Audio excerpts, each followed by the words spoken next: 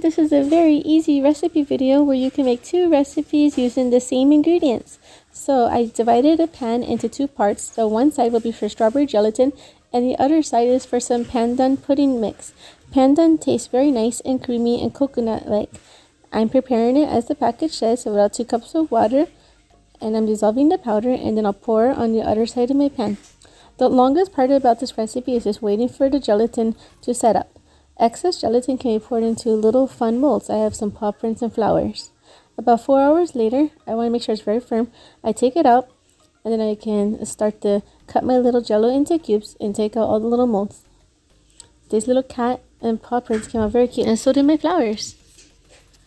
So I'm cutting some cubes of the strawberry jello into a cup and I'm putting some of them in, and along with the pandan pudding cubes. And I'm going to use some of the pandan pudding to put into a smoothie. I'm putting in a flour that I used in my gelatin mold. Hopefully it will show. I put in some pandan jelly, a little sugar and milk and ice, and I blended it up into a smoothie, and I'm pouring that on top.